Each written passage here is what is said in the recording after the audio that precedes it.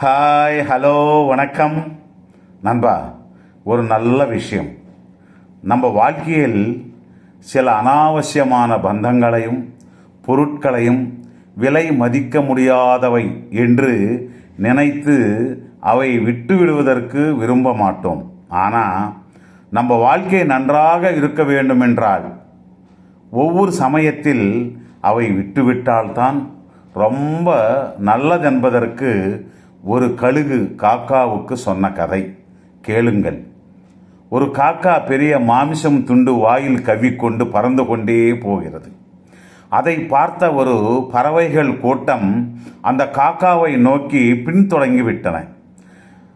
அதை பார்த்த இந்த காக்கா ரொம்ப பயந்து போய் அந்த பறவை கூட்டத்திலிருந்து தப்பிப்பதற்காக இன்னும் மேலே பறக்குவதற்காக முயற்சிக்கிறது.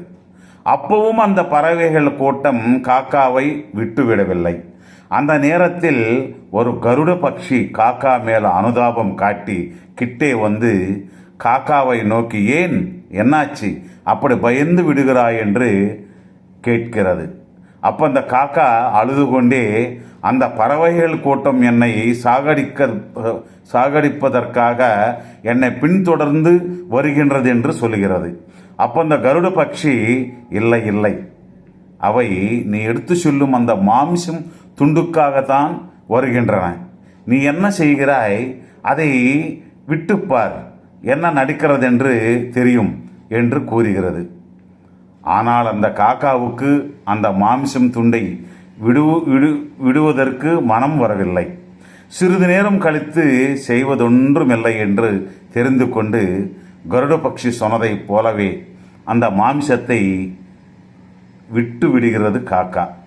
எப்போ அந்த மாமிசம் துண்டை விட்டு விடுகிறதோ அந்த பறவைகள் கூட்டம் மொத்தம் அந்த மாமிசம் துண்டுக்காக அந்த பக்கம் ஓடுகின்றன.